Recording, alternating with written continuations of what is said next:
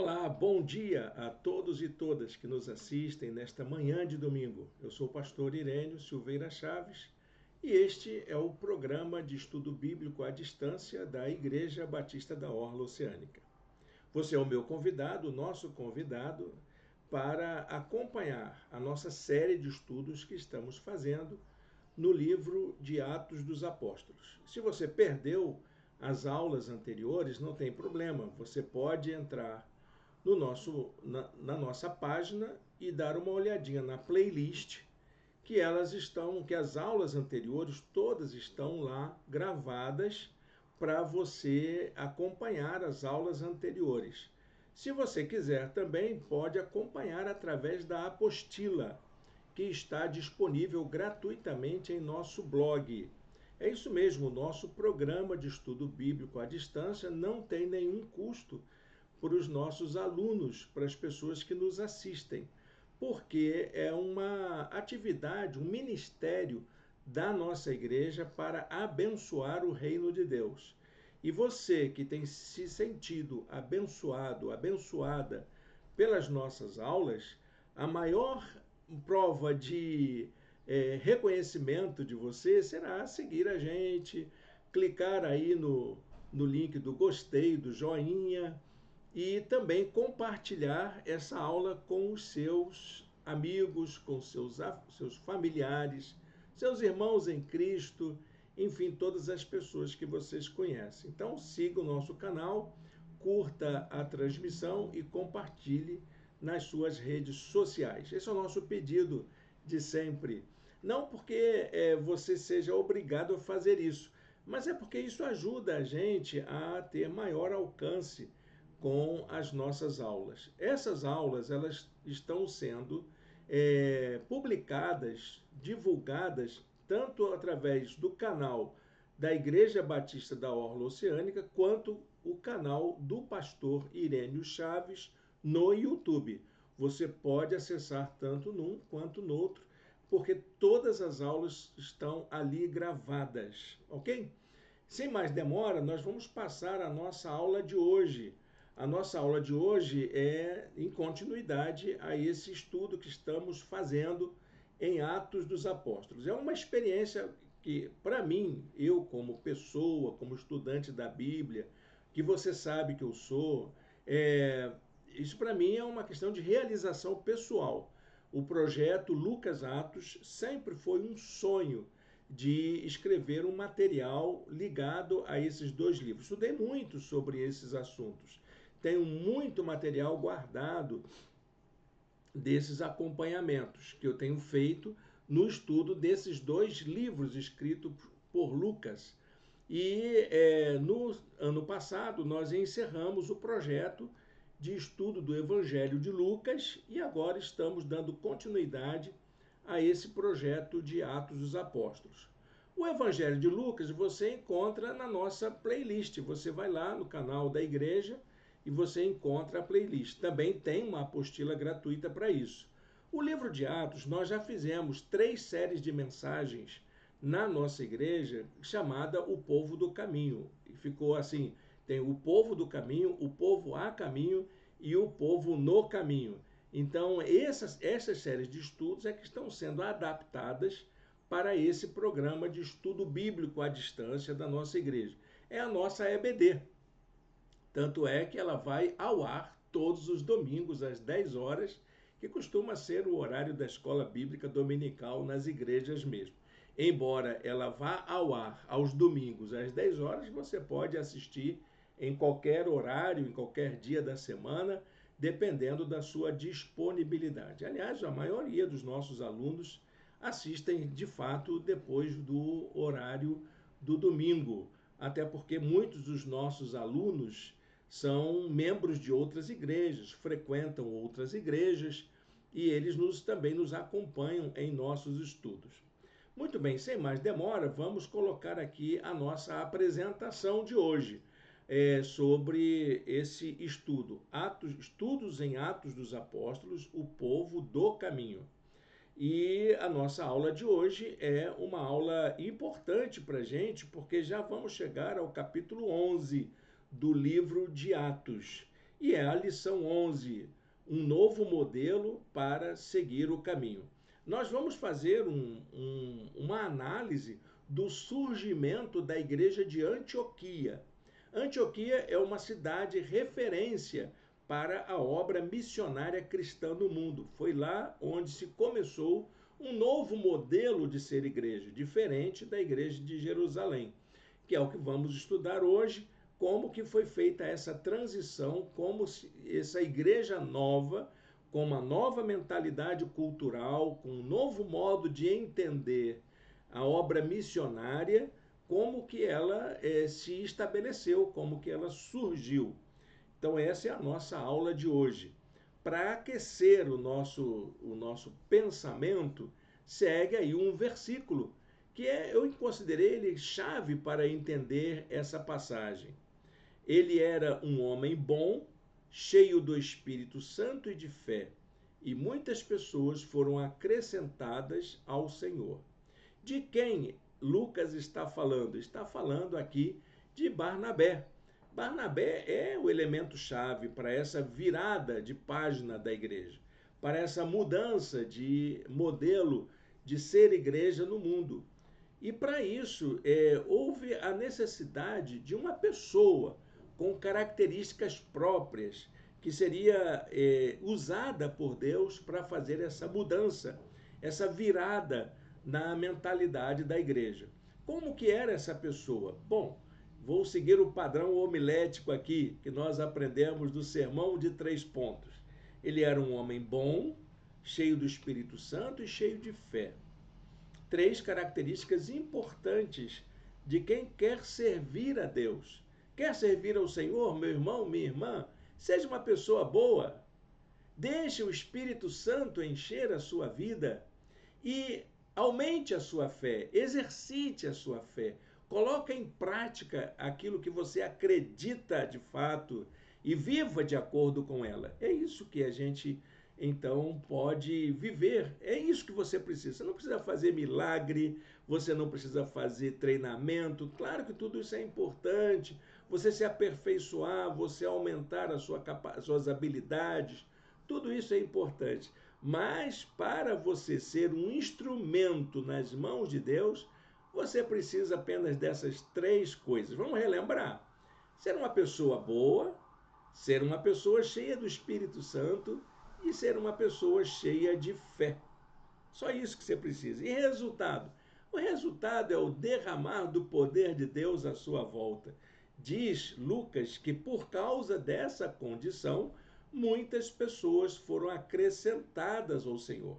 Você vai exercer influência, você vai ganhar almas para Cristo, você vai abençoar a vida de pessoas com o seu testemunho de fé. É só disso que você precisa fazer e se preocupar.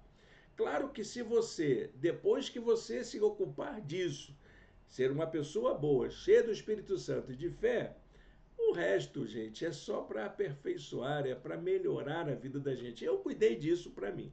Eu sempre procurei ser uma pessoa boa. Sempre procurei ser uma pessoa cheia do Espírito Santo. Sempre me preocupei ser uma pessoa que vive pela fé. Mas, durante toda a minha vida, eu quis me aperfeiçoar. E fui estudando, fui me preparando, fui me habilitando para servir melhor. Mas isso me faz melhor ou pior do que alguém? Claro que não. Porque quem usa os seus instrumentos é Deus. Deus é quem escolhe os seus instrumentos. Deus é que faz a obra. Deus é que precisa de cada um de nós na condição em que a gente se encontra. E Deus, sabendo da sua dedicação, da sua maneira de ser, do seu jeito de buscar a sua presença, Deus vai usar a sua vida. Deus não deixa ninguém mesmo que esteja procurando uma vida mais profunda no seu reino, Deus não deixa ninguém ocioso, nem ociosa. Viu, meu irmão, minha irmã? Muito bem, a nossa aula de hoje é o finalzinho do capítulo 11. Nós vamos do verso 19 ao verso 30. Esse texto que tem muito a dizer para a gente sobre essa igreja que surge na cidade de Antioquia através da instrumentalidade de uma pessoa como Barnabé, essa pessoa especial que nós vamos conhecer hoje na nossa aula.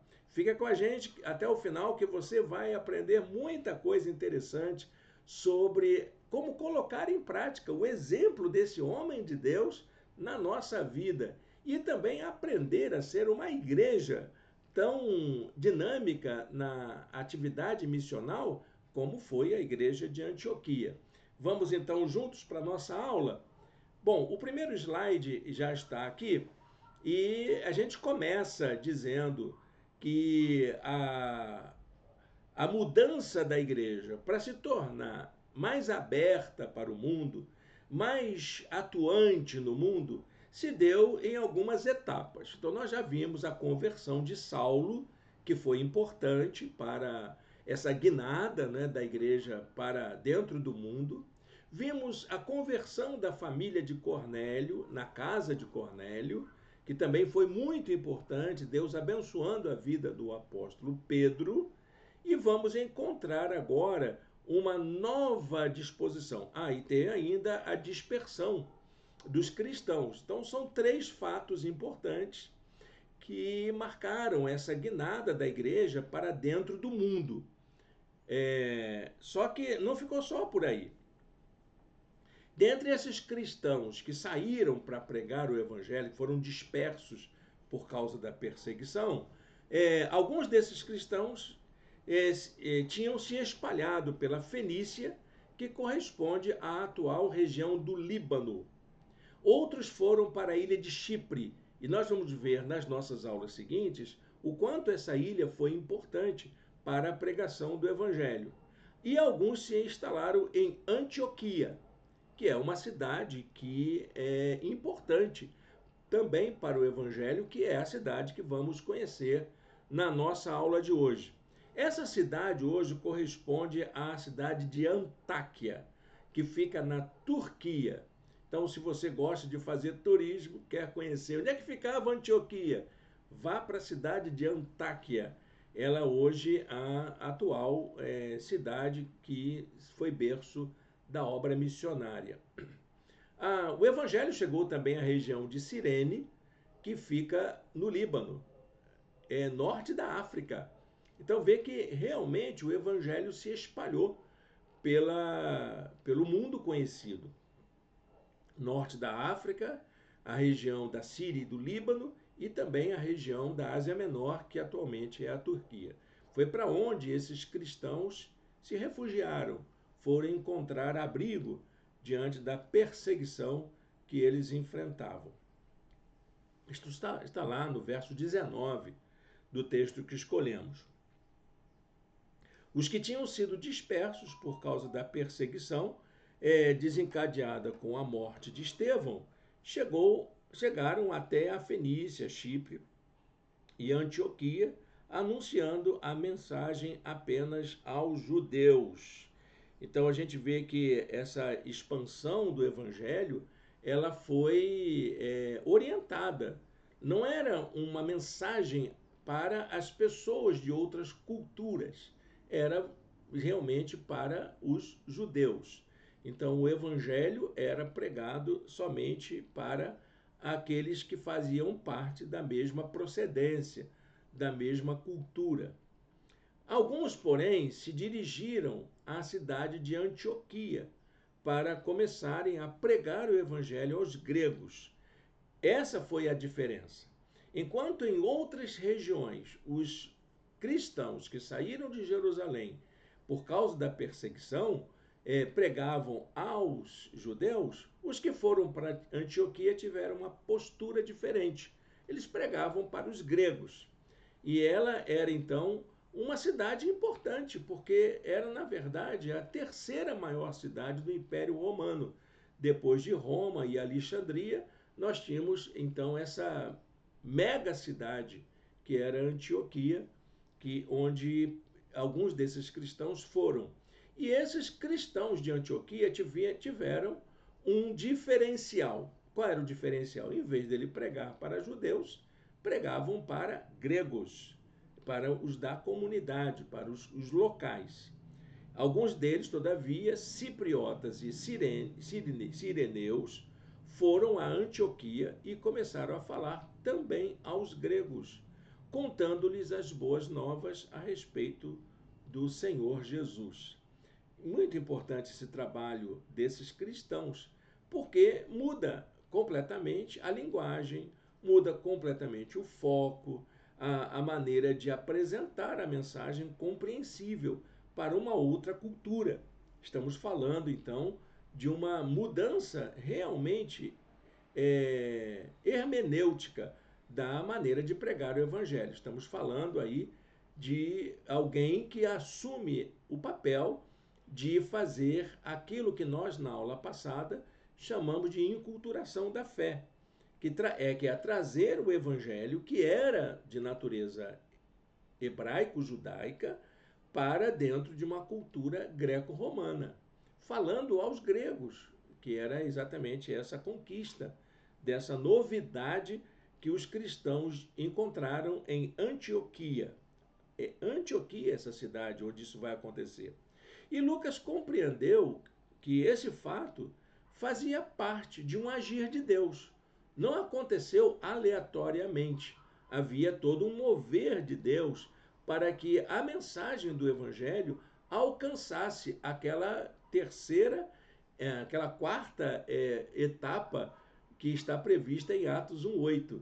Sereis minhas testemunhas em Jerusalém, Samaria, em toda a Judéia e até aos confins da terra. Então, é nesse sentido que o trabalho de Antioquia se torna importante, porque nós vemos, de fato, dentro de Antioquia, como que esse trabalho se concretiza.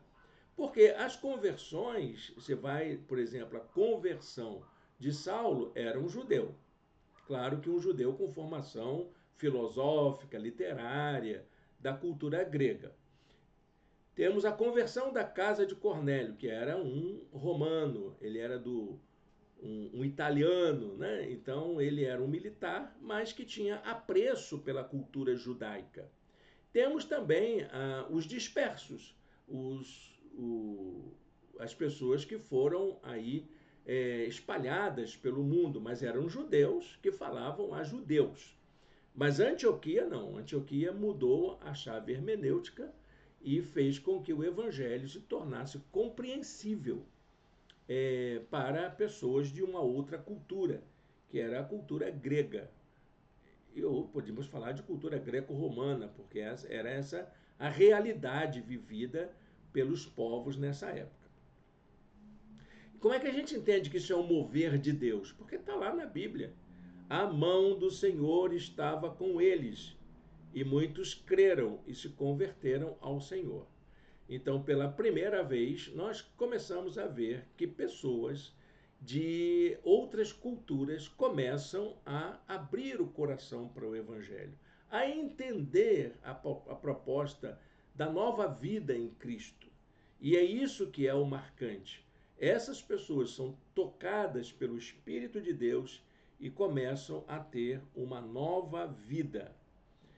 Antioquia, então, serviu como um novo paradigma para a pregação do Evangelho e também para a expansão da igreja. Então, essa cidade, ela começa a ter uma identidade própria. A igreja que surge nessa cidade, ela é completamente diferente do modelo de Jerusalém. Todos os outros seguiram esse modelo de Jerusalém, que era pregar o evangelho para judeus. E a igreja de Antioquia, ela inicia o modelo de pregar o evangelho para outras culturas. Nasce ali, então, uma nova consciência de missão, com uma visão mais ampla a respeito do alcance do reino de Deus no mundo. Essa notícia, então, chega ao conhecimento da igreja em Jerusalém.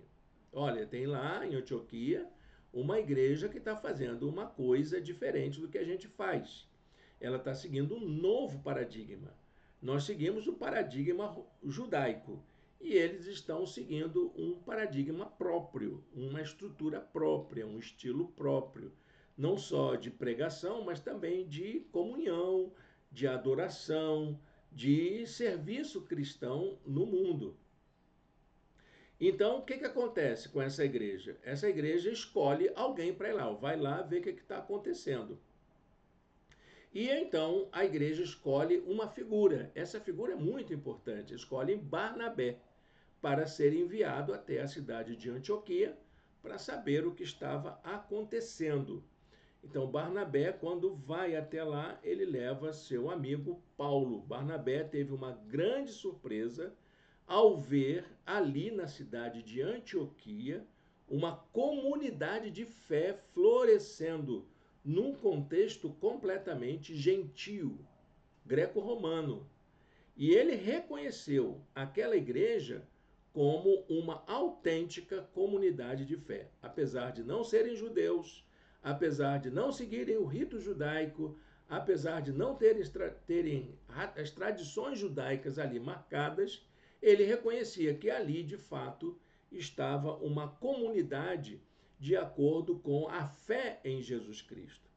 Então, lá você vai encontrar no verso 23, Barnabé, ali chegando e vendo a graça de Deus, ficou alegre e os animou a permanecerem fiéis ao Senhor de todo o coração. Então ele não viu nenhum problema em aquela comunidade seguir a Jesus de acordo com as suas tradições e seus costumes, diferente daquilo que a comunidade de Jerusalém vivia, que era de acordo com as tradições judaicas, onde ela estava inserida. Barnabé, ele era a pessoa certa para a ocasião certa. Sua personalidade, sua espiritualidade, sua fé faziam dele um instrumento poderoso para o fortalecimento dessa nova igreja, com o aval de Jerusalém. Barnabé estava ali respondendo pela igreja mãe. E a igreja mãe, através de Barnabé, dizia: ó, tá tudo certo, continuem, fortaleçam, façam mais, vamos abençoar mais gente, vamos alcançar mais pessoas. Atos 11, 24 tem aquela expressão que vimos no começo da aula. Ele era um homem bom, cheio do Espírito Santo e de fé, e muitas pessoas foram acrescentadas ao Senhor. Então, essa natureza da igreja de Antioquia traz uma nova possibilidade para o crescimento do evangelho no mundo. E Barnabé foi a figura que Deus usou para essa mudança, essa virada de chave hermenêutica da posição da igreja. Então, Barnabé é apresentado em vários momentos do Novo Testamento. A igreja conhecia muito bem quem era Barnabé. E nós podemos até fazer um levantamento de quem era esse cristão que inspirava a confiança da igreja, de tal maneira que ele, em Antioquia, era a autoridade cristã, a autoridade eclesiástica para dar validação à experiência daqueles gregos em Antioquia. Bom, Barnabé era um levita, e se ele era um levita, ele era um adorador. Essa tradição judaica de uma família que se dedicou à adoração. Então, ele era um levita ligado à experiência da adoração. Se você quiser fazer um estudo, vai lá em Atos 4:36. O nome dele era José, mas o seu apelido era Barnabé. Ele era conhecido como Barnabé. E a palavra Barnabé quer dizer encorajador. Olha que nome interessante, né? Quem é essa pessoa? Ele é um cara animado. Ele nunca está para baixo, ele sempre bota os outros para cima. Ele sempre tem uma visão mais encorajadora sobre o exercício da fé. Ele também vendeu uma propriedade sua e entregou o valor como oferta aos apóstolos. Então, ele era uma pessoa generosa. Quando o texto fala que ele era um homem bom, ele era bom em todos os sentidos. Ele era aberto às relações, ele era solidário, ele era generoso, ele era simpático, Ele era animador, então era uma pessoa realmente extraordinária. E ele se empenhava por fazer isso. É alguém que nos inspira, não é mesmo? Olha, ser um Barnabé na igreja, eu acho que é muito bom e está fazendo falta alguns Barnabés na vida de nossas igrejas. Pessoas inspiradoras, pessoas encorajadoras, animadoras, generosas, pessoas simpáticas, pessoas solidárias. Olha que coisa boa, não é, gente? Como faz falta e como é abençoador ser assim. Tem gente que fica retido, né, retraído na sua fé, mas a Bíblia diz que há bênção guardada para aqueles que se dispõem a se abrir para o outro, para se abrir para uma experiência dessa natureza. Barnabé também orientou Saulo de Tarso nos seus primeiros passos. Quem foi o professor de teologia de Saulo de Tarso? Ninguém menos do que Barnabé. Ele era a pessoa talhada para isso, alguém que sabia muito sobre a experiência de Jesus e aponta para Paulo, que era um intelectual, os caminhos para seguir Jesus. Eu tenho para mim, então, que Barnabé era um homem muito preparado, alguém com muito conhecimento, a ponto de ser um instrumento usado por Deus para ajudar na formação de Saulo de Tarso, que veio a se tornar o grande apóstolo Paulo. E, finalmente, Barnabé possuía o dom da profecia. Ele era um profeta. Ele era usado por Deus para falar na vida da igreja, para apontar caminhos, para estimular a ação, para apontar esperança. Enfim, era esse o trabalho profético. Profeta, meu irmão, minha irmã, não é o adivinhador da vida dos outros. O profeta é aquele que tem a palavra de coragem, de esperança, palavra que aponta caminhos para o povo de Deus. Esse era o profeta. Então, falar disso, falar da maneira como nós podemos testemunhar de Jesus em meio às condições de nosso tempo, esse é o trabalho profético. Pode dar uma olhadinha onde você quiser, que é isso que você vai achar. Você não vai achar na Bíblia profetas dando profetadas, que como diz aí alguns pregadores, né? Eis que na sua vida, você não tem isso na Bíblia, viu, meu irmão, minha irmã? Você que acredita nessas farsas, eu tenho toda a ousadia de dizer isso. Todo esse tipo de trabalho é uma farsa, é uma enganação. E muitas pessoas fazem isso ingenuamente, eu concordo com isso. Acreditam até no que estão fazendo, mas isso não é profecia. Isso é qualquer outra coisa. Pode ser espírito de adivinhação, prognosticador, alguma coisa desse tipo. E tem coisas que você nem precisa ser profeta para falar. Não é? Basta você ser uma pessoa que cuida do outro com amor, com cuidado, com interesse, e você vai poder fazer isso. Mas você não precisa fazer esse jogo de cena, esse disfarce de dizer que você está falando em nome de Deus uma coisa que você está vendo que, humanamente, que vai acontecer. Então, presta atenção nisso para você não cair nesse círculo, né, de engano que vai tomando conta da vida da igreja e fazendo com que aquela palavra do irmão, da irmã, que falou por simpatia com você, por amor até, né? E você achar que aquilo é voz de Deus para a sua vida. Não, é a voz de uma pessoa somente. Muitas pessoas acham que eu sou incrédulo em relação a isso. Não, eu não sou não. Eu creio na profecia, creio no dom da profecia, mas não creio que ela seja isso que está sendo praticada em muitas comunidades por aí afora. Profecia, para mim, é falar com poder, com autoridade, sobre aquilo que aponta caminhos, que renova a esperança, sobre aquilo que faz com que a gente possa ser uma pessoa melhor. Pode ser para nível pessoal? Pode, claro que pode. Pode ser para nível da comunidade? Pode também. Pode ser também para nível da sociedade, para um nível mundial, para acusar aquilo que está desviando a atenção de cuidado com uma vida humana mais digna. Eu creio nessa profecia. É essa profecia que a Bíblia fala. Não essa profecia encomendada, essa profecia para o gasto.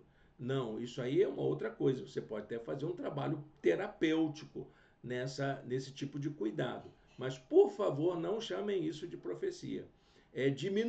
Isso é diminuir o valor do dom profético. E Barnabé era um profeta para a igreja. E ele apontava para a igreja os caminhos que deveriam ser trilhados para o trabalho missionário, para o trabalho da igreja, para a vida de comunhão. E isso é ser profeta. Ok, meu irmão, minha irmã?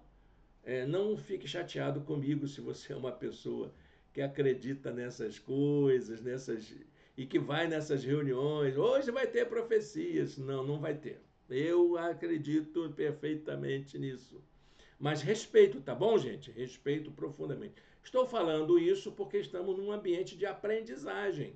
Porque nós precisamos nos dar conta disso, de que há desvios, há exageros, há excessos praticados nessa área para dizer que aquilo que o sujeito pensa a respeito de uma situação, que pode ser até uma coisa positiva para abençoar alguém, dizer que isso é Deus falando. Não, por favor, não faça isso. Que isso é dom de profecia. Não, por favor, não faça isso. É isso que eu gostaria que a gente pudesse entender, tá? Para não ter esse tipo de compreensão equivocada. De repente aquilo não acontece, porque a Bíblia diz isso, né? A verdadeira profecia não se conhece na hora, ela se conhece pelos resultados. Então, se aquela palavra dita aconteceu de fato, aí você tem um profeta, aí você tem a profecia. Mas na hora não dá para adivinhar sobre isso, tá bom, gente? A Bíblia dá essa orientação para a gente aprender a discernir os espíritos, aprender a discernir os espíritos. A Bíblia manda a gente fazer isso. E ela pede para você fazer isso também. Não é porque alguém disse que está sendo usada por Deus para o dom da profecia que aquilo seja verdade. Presta atenção, tá? Se liga aí para não ficar dizendo, o pastor Irênio é herege porque ele não acredita no dom da profecia. Não, eu acredito no dom da profecia. E acredito que essa palavra que eu estou dando aqui, ela tem esse sentido profético. Ela é uma palavra de profecia para você, meu irmão, que está sendo, às vezes, até ingenuamente levado a acreditar em algo que não é correspondente à verdade do Evangelho. Bom, vamos voltar aqui para a nossa aula, que é o melhor que a gente faz, né? Depois, se você quiser tirar dúvidas sobre essa questão dos dons espirituais, dá uma olhadinha no meu livro Amostras da Graça. Ele está em e-book na Amazon. É um livro baratinho, você lê rápido, é um estudo exegético dos dons espirituais. Foi escrito há muitos anos, mas continua ainda valendo. Faço umas releituras desse trabalho e entendo perfeitamente que ali Deus me usou para fazer aquele estudo. Dá uma olhadinha lá, se você quiser. Você não precisa adquirir, você pode ler parte dele como um assinante da Amazon. E isso vai te ajudar também. Bom, logo em seguida a esse encontro com os cristãos de Antioquia, Barnabé vai levar consigo Saulo, que ele entendia que era a pessoa talhada para poder trabalhar com os gregos. Saulo, então, era a pessoa, inclusive com uma vocação desde a sua conversão, você vai encontrar lá em Atos, capítulo 9, dizendo que Deus tinha preparado Saulo para levar o evangelho aos gentios. Então, Barnabé vai lá, pega Saulo e diz, vamos para Antioquia, porque lá é o teu lugar de servir. Lá começa o teu ministério. Então, com o surgimento dessa nova igreja, aconteceu uma mudança. Eu coloquei aqui a palavra ruptura, que é uma ruptura mesmo, é um rompimento. E a gente vai ver que esse rompimento, ele levou a igreja a ter um concílio, que vai estar em Atos 15, para resolver essa ruptura. Há um rompimento desse paradigma usado pela igreja. O modelo da igreja voltada para si mesmo dá lugar, então, a uma comunidade local. E então ela volta-se para o mundo. Então, com o surgimento dessa nova igreja, aconteceu uma ruptura do modelo da igreja voltada para si mesma, como uma comunidade local e parte da cultura judaica, para que tivesse lugar uma igreja com uma visão missionária para dentro do mundo, aberta para a diversidade e para o alcance de outros em sua própria cultura. Então, esse novo modelo de igreja surge em Antioquia, não para romper com a tradição cristã, mas para dar uma nova dimensão à prática do evangelho. Então, a igreja de Antioquia tornou-se o arquétipo de uma comunidade aberta ao mundo, enquanto que a igreja de Jerusalém manteve seu modelo de uma comunidade voltada para si mesma.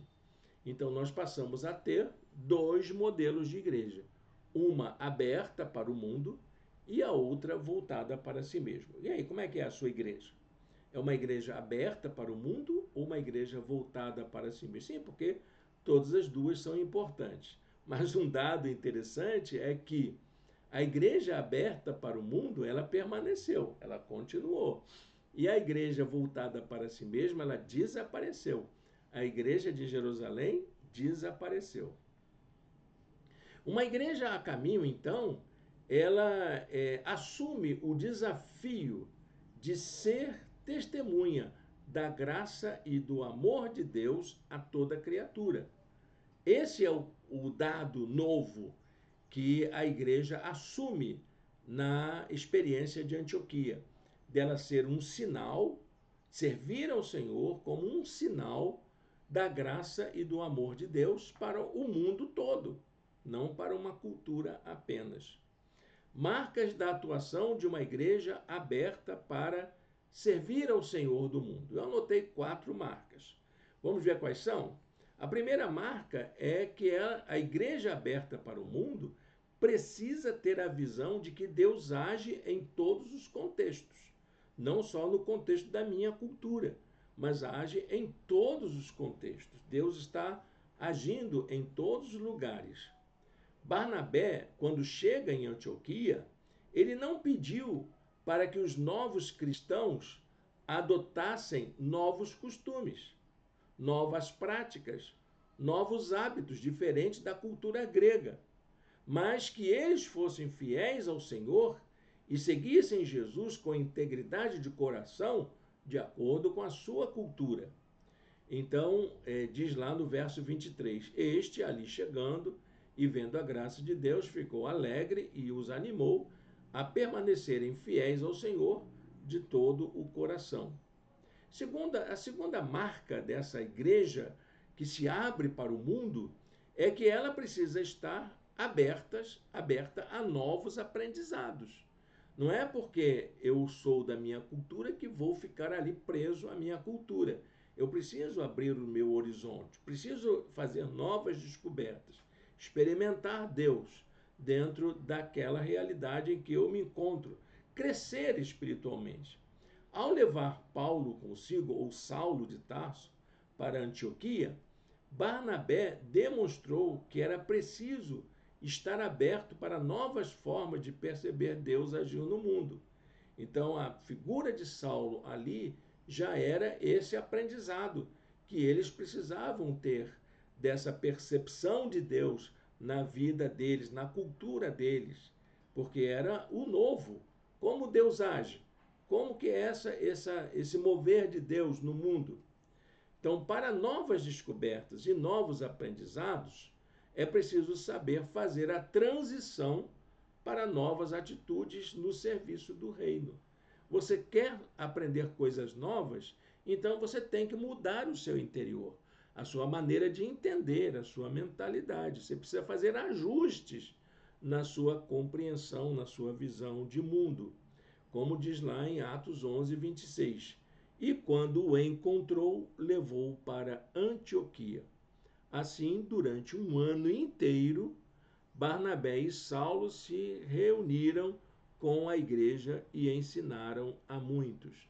Olha, foi um trabalho longo, né? Um ano estudando, um ano se preparando, um ano aprendendo, um ano conhecendo coisas novas. E não tinha Novo Testamento. Era a cultura judaica que era sendo ensinada, a questão da teologia, a questão da relação da teologia hebraico-judaica com a tradição greco-romana, essa aproximação dos conhecimentos para que eles pudessem entender dentro da cultura deles como que esse Deus se manifesta, como que Deus se fez humano na pessoa de Cristo, como que essa graça nos salva, nos transforma.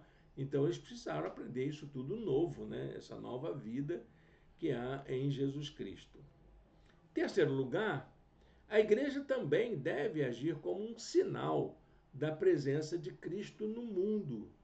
Porque, na medida que ela aprende, ela precisa adotar novos hábitos, demonstrar uma nova conduta. A igreja precisa assumir uma identidade no mundo, que é a de ser continuadora do ministério de Jesus. O que a igreja faz no mundo? Ela é como a presença de Cristo no mundo. A igreja é a encarnação da presença de Cristo no mundo. A igreja deve ser sinal da presença do Cristo vivo no mundo, como continuadora de sua missão, que é de promover salvação, justiça e paz no mundo todo. É para isso que existe a igreja no mundo, para que ela seja um sinal da graça de Deus, do amor de Deus, esse mesmo que salva, que justifica, que transforma, que dá nova vida a cada um que é alcançado por essa graça. Eles são também, então, chamados de cristãos. O termo grego Christianos significa seguidor ou partidário do Messias. Então, eles anunciam a vinda do Messias. Então, o que eles fazem? Eles se imitam, seguem esses ensinos, colocam em prática essas teorias, essa doutrina nova. É alguém que se identifica com as práticas e os ensinos de Jesus Cristo. De início, esse foi o nome dado pela comunidade a esses cristãos, esses novos crentes, né? A essas pessoas que aceitaram a doutrina do caminho. Eles foram chamados de cristãos pela primeira vez, mas era um nome pejorativo. Não era um nome que designava, era uma certa crítica que faziam.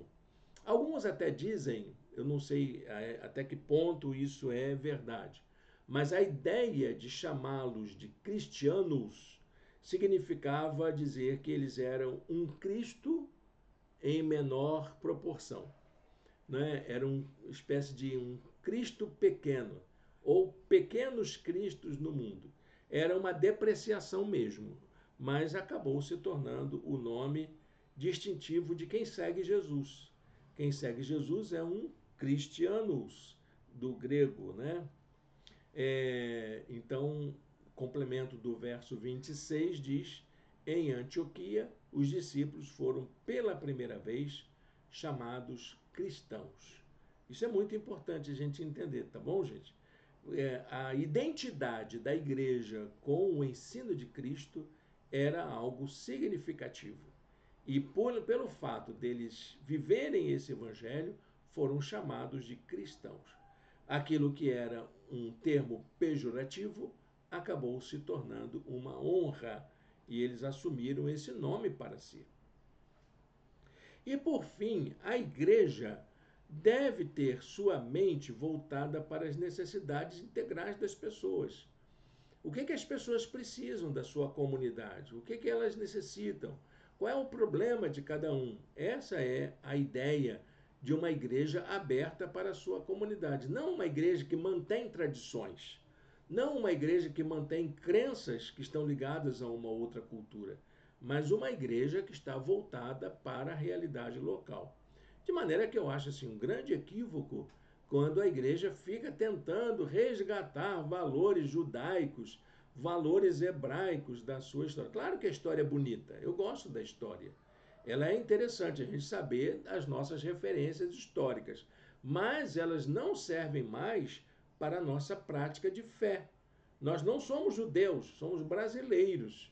E como brasileiros, precisamos viver a nossa fé de acordo com a nossa cultura, que é o fenômeno da enculturação, como vimos na aula passada. Então, a missão de Deus no mundo é alcançar toda a criação em sua condição concreta de existência, como nós somos.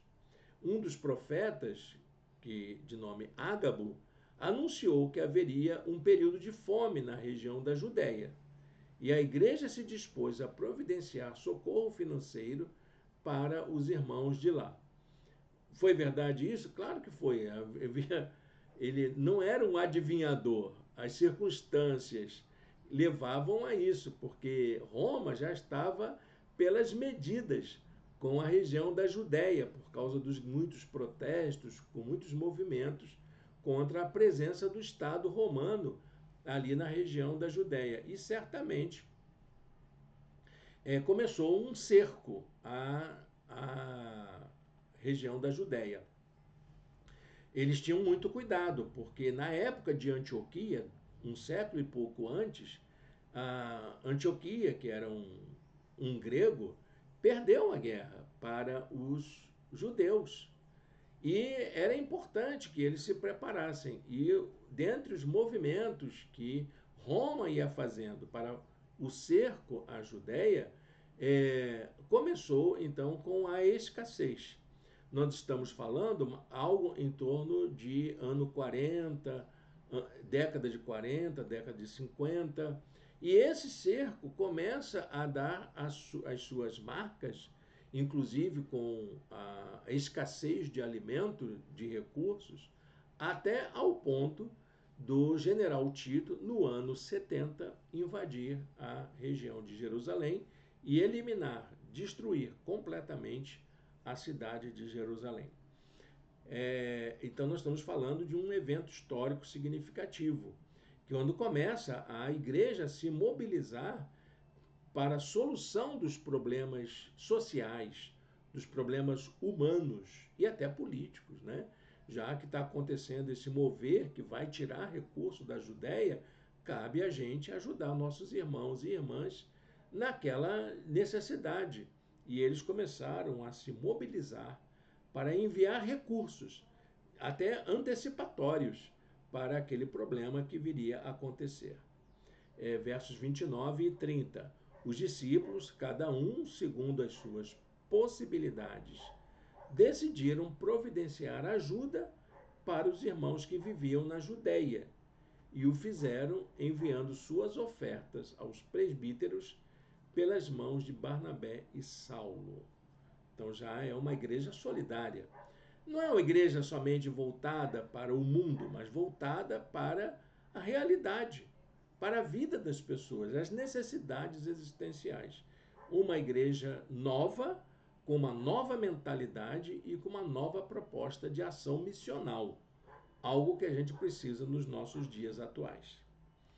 Bom, para a gente terminar a nossa aula de hoje, vamos aplicar essa lição na nossa vida. As novas formas de ser igreja no mundo despertou a admiração da sociedade. Foi em Antioquia que os seguidores de Jesus, que eram chamados de seguidores do caminho, foram chamados de cristãos pela primeira vez. Eles foram chamados assim por encarnarem a forma de Cristo no mundo. E isso é ser um cristão de fato. O que é que um cristão é? O cristão é aquele que encarna a mensagem, a vida, o jeito de ser de Jesus no mundo. De tal maneira, quando alguém vê um cristão, pode ver o próprio Cristo ali atuando. É a natureza da igreja. A natureza da igreja é ser como Cristo para a humanidade, para a sociedade, para a comunidade local, quando ela aponta para as pessoas do seu entorno, o que Jesus faria naquelas circunstâncias? É ser como Cristo na vida da comunidade. Olha que bacana, né? Está preparado para isso, meu irmão, minha irmã? Repetindo aí o verso 26, o finalzinho. Em Antioquia, os discípulos foram pela primeira vez chamados de cristãos. Amém? Que lição maravilhosa, né? Que lição adequada para os nossos dias atuais. Ser um cristão para hoje, reconhecido como um cristão nos dias atuais. Feche seus olhos, vamos orar ao Senhor. Quero orar junto com você. Senhor Deus e eterno Pai, muito obrigado por esta manhã de estudo da Tua Palavra. Muito obrigado pela Tua Palavra aos nossos corações. E ajuda-nos, ó Deus, a sermos cristãos autênticos, reconhecidos por sermos sinal da Tua presença no mundo em que nós vivemos. No nome de Jesus. Amém. Amém, meu irmão, minha irmã. Muito obrigado pela sua companhia aqui com a gente. Hoje à noite nós não teremos reunião presencial. Essa mensagem é para todos aqueles que nos seguem presencialmente e querem nos conhecer. Então, nós teremos nossa reunião presencial, a nossa próxima reunião, no dia 27 de abril, quando vamos celebrar a nossa Páscoa. Então, prepare-se aí, nossos irmãos, nossas irmãs, para esse dia maravilhoso que nos encontraremos mais uma vez para celebrarmos juntos ao Senhor. Vamos ter aí, nessa semana que inicia, uma sequência de feriados. Então, nós também não nos reuniremos nem hoje, nem no domingo que vem, mas nos reuniremos no dia 27 de abril. Anote em sua agenda se você quiser nos conhecer e estar conosco. A nossa mensagem, então, da noite, vai ser transmitida online através do nosso canal. Sintonize aí às 18h30, vamos divulgar isso nas redes sociais para você acompanhar a mensagem da nossa série, que vamos começar hoje. Hoje vamos começar uma nova série de mensagens. Vamos falar sobre novos rumos, como que a gente organiza a nossa vida para vivermos nesse tempo, como que a gente pode ter novas perspectivas de vida, dar uma nova dinâmica na vida. Você quer fazer isso, meu irmão, minha irmã? Vamos juntos procurar na palavra de Deus conselhos para os novos rumos da nossa vida. Quer dar uma guinada na sua vida? Quer mudar aí as coisas? Você acha que está na mesmice? Então venha refletir com a gente, venha buscar direção de Deus com a gente. Deus o abençoe. Deus a abençoe. Um bom domingo na presença do Senhor.